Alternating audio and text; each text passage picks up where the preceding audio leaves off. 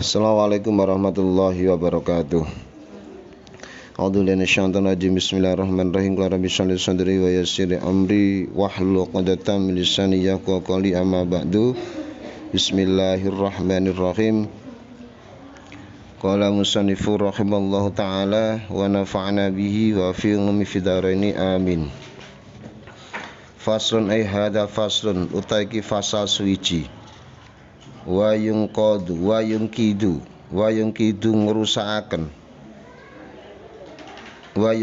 ngrusakaken al wudu'a ing wudu, ngrusakaken apa ma perkara kharaja silaima kharaja kang metu apa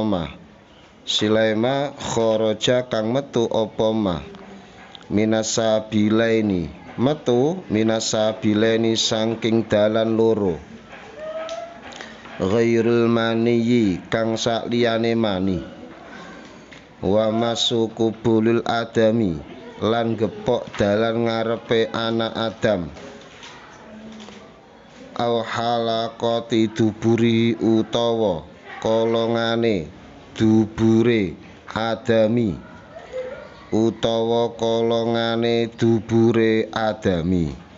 bibat nil kafi kelawan jerone epek-epek,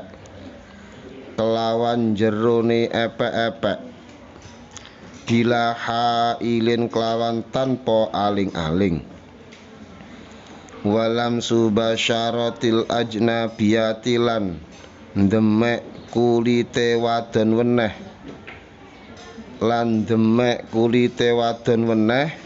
ma'a kibrin ing dalem sartane gedhe.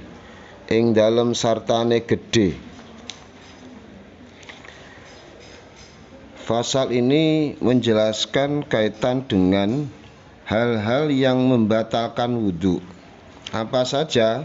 Yang pertama adalah sesuatu yang keluar dari jalan depan maupun jalan belakang, berarti kubul ataupun dubur, selainnya mani.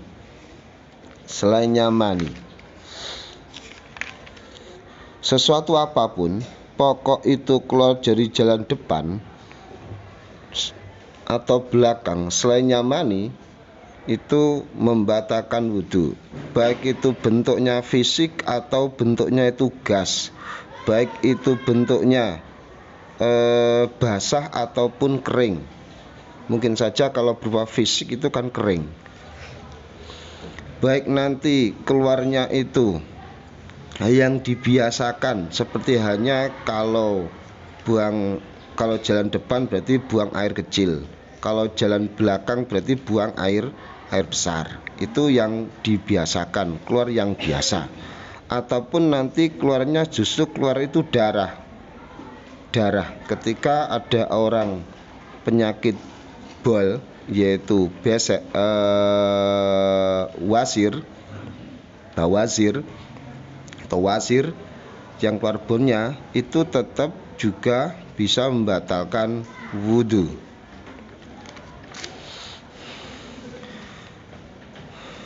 Terus ketika buang air besar yang keluar adalah benda padat, ketika kita makan ternyata kita tersendak duit ataupun barang-barang, apakah tetap membatalkan atau akan tapi benda yang keluar dari jalur belakang itu dikatakan mutanajis, bukan najis, mutanajis. Yang selanjutnya hal yang membatalkan wudhu yaitu menyentuhnya jalan depan atau alat kemaluan anak Adam. Ini menyentuh jalan depan, ataupun nanti menyentuh pertemuan antara buang air besarnya. Berarti kalau saya melihat bolongannya buang air besar, anus itu kan ada pertemuannya. Ketika saya menyentuh itu batal. Tapi batalnya dengan menggunakan apa? Dengan menggunakan batinnya telapak tangan dengan tanpa penghalang. Kalau ada penghalang jelas itu tidak membatalkan. Kalau kayak gitu, ketika kita memegang dengan menggunakan dohirnya, dohirnya daripada telapak tangan ini tidak batal. Mengapa kok gitu? Karena unsur daripada batnil kafi, telapak tangan itu ketika kita menyentuh, disitulah ada nafsu-nafsunya, taladzutnya, enaknya. Beda dengan, coba saya buktikan saja memegang cewek gitu, memegang cewek. Mohon maaf ini contohnya terlalu ekstrim nih. Sebenarnya bukan contohnya gitu. Itu membuktikan saja bahwasanya telapak tangan yang batin itu ketika disentuh itu ada getaran-getarannya, ada listrik-listriknya, yaitu syahwat. Beda dengan ketika kita memegang dengan menggunakan dohirnya telapak tangan. Walam subasaratil ajnabiyah. Yang selanjutnya yaitu menyentuh kulitnya perempuan lain yang bukan mahramnya. Ma'akibarin, berarti dia itu sudah dewasa. Berarti kalau dia tidak dewasa, disentuh itu tidak menjadi masalah. Nanti akan dibahas, saya jelaskan juga kaitan dengan wanita lain ketika kita menyentuh itu usianya apakah 6 tahun, 7 tahun atau 8 tahun, itu bisa dikatakan membatalkan wudhu. Tapi sebelum itu saya jelaskan dulu apa perbedaan antara masu dan lamsu. Ini kalau kita terjemahkan dalam bahasa Indonesia itu sama, tapi diksi dalam atau penggunaan kata, pemilihan kata dalam berbahasa Arab ini juga beda maksudnya. Sehingga ketika menemukan lafadz yang berbeda, ini mempunyai maksud yang sama meski kita terjemahkan dalam bahasa Indonesia, itu mempunyai arti yang sama. Di sini ada ungkapan lamsu dan masu.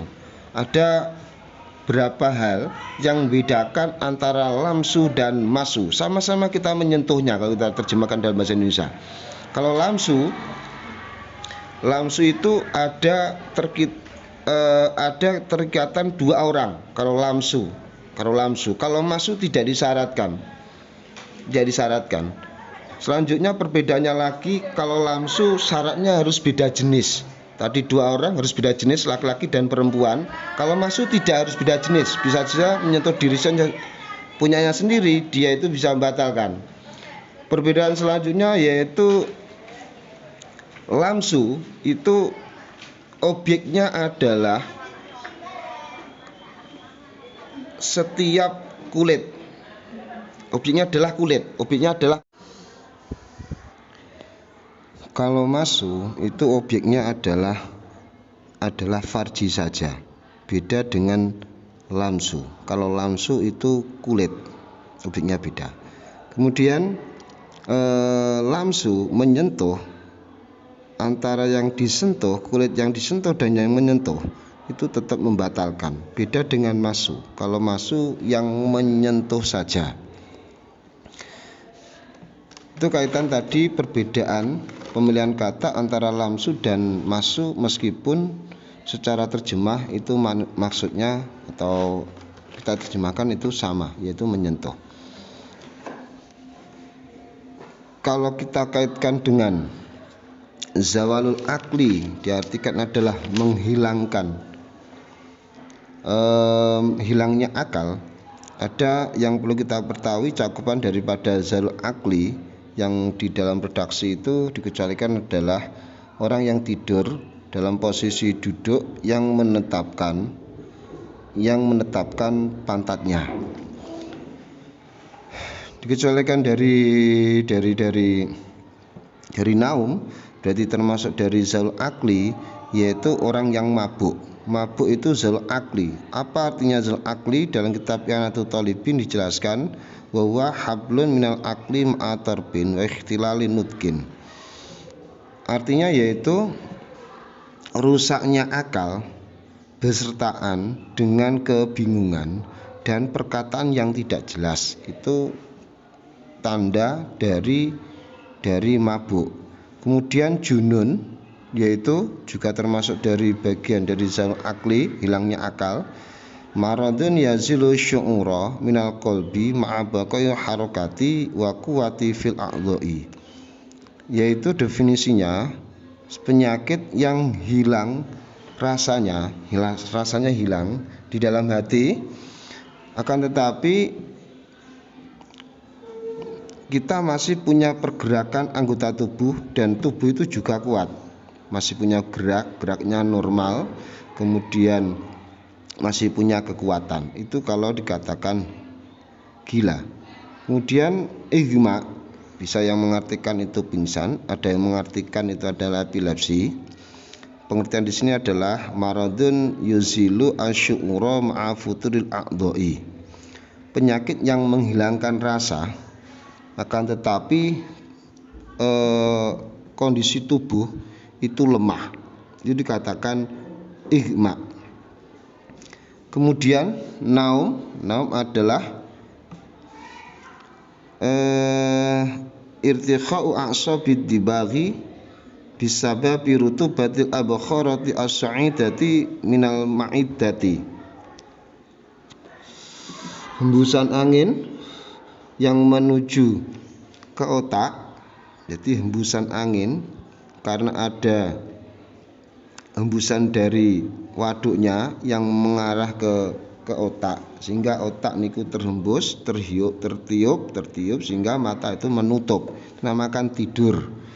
Ketika tidur jelas anus itu akan membuka sehingga membatalkan wudunya. Beda dengan tidur yang posisinya itu menetapkan posisi duduk, kemudian pantatnya ditetapkan di lantai yang menghalangi gas itu bisa keluar, sehingga ketika posisi duduk dalam kondisi duduk ngeten iki, tidur dalam kondisi duduk itu tidak membatalkan wudu. Tanda-tanda daripada mengantuk yang tidak membatalkan itu bagaimana? Wa min alamatin nu'asi simaul kalamil hadirina wa illam yafhamhu. Tanda daripada mengantuk yang tidak mengakibatkan dia batal wudu yaitu mendengarkan ucapan dari sekitarnya, orang yang berbicara sekitarnya itu kita mendengarkan meskipun itu tidak paham. Itu tanda-tanda dari mengantuk sebelum dia tidur. Kalau mengantuk berarti dia wudunya tidak batal. Faslun ai hadza faslun utawi kiki fasal suci. Yajibu wajib apa al istinja'u cewek, apa al istinja'u cewek mingkul lirot bin saking saben-saben teles kharijin kang metu minas sabilaini saking dalan loro ghairil maniyi kang saliyane mani bil mai kelawan nganggo banyu ila ayat hura temoko maring yen to suci apa al mahalu panggonan ayam sahahu utawa ngusap sapa mustanji ing mahal bisalah sati masahatin kelawan telu pira-pira usapan au aksara utawa luweh akeh ila ayyungkiyah temeka maring yen to bersihaken sapa mutawaddi to mustanji al mahalla ing panggonan wa in baqiya senajan tetep apa atharu labet al atharu labet bikoli in kelawan perkara kang bedol tohirin kang suci sifate tohir jamidin kang atos ghairi muhtaramin kang ora den mulyakaken min ghairi intiqalin saking tanpa ngalih qabla jafafin lan ing dalem sadurunge garing. Pembahasan selanjutnya, fasal ini membahas kaitan wajibnya cewek istinja dari setiap hal yang basah yang keluar dari dua jalan, baik itu jalan depan maupun belakang, yang selainnya mani. Karena mani itu suci. Terus cara mensucikannya orang yang keluar mani dengan cara yaitu mandi besar. Ketika ada orang mandi besar, kemudian dia tidak melakukan hal-hal yang membatalkan wudhu, maka ketika dia sudah mandi besar, maka sudah termasuk wudhu. Dengan menggunakan apa? Dengan menggunakan air yang bisa membersihkan tempatnya, menggunakan air. Ataupun opsi yang kedua, ataupun dia mengusap dengan 3 kali usapan atau lebih yang bisa membersihkan tempatnya. Berarti ini kalau dalam kitab lain terjemahkan menggunakan dengan batu.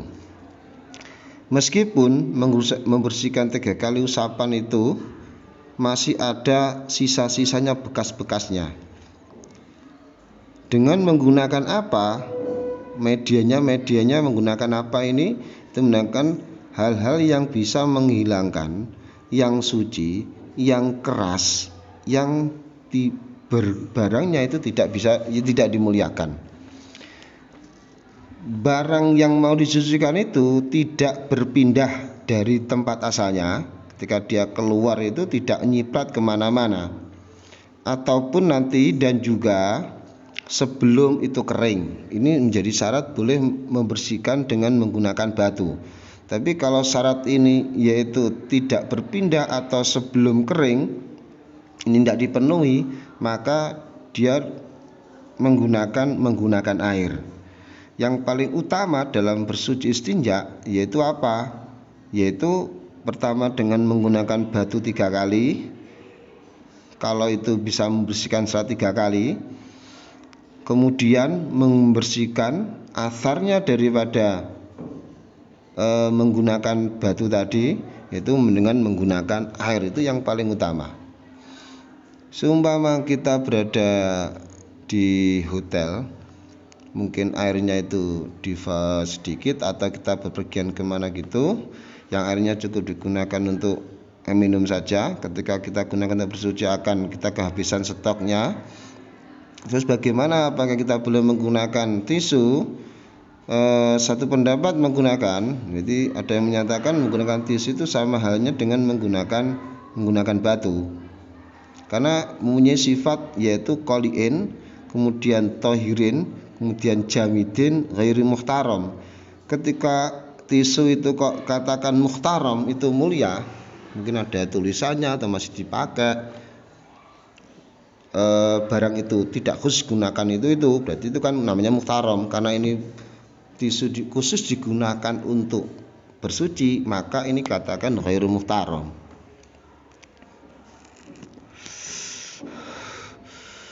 Mungkin sedikit yang saya telah sampaikan. Untuk pembahasan lebih luasnya lagi bisa saya jelaskan di pertemuan berikutnya. Mungkin ada yang bisa ditanyakan, karena ini hal-hal yang sering kita gunakan. Untuk pertemuan pada kesempatan ini saya cukupkan dari saya, dari awal sampai akhir.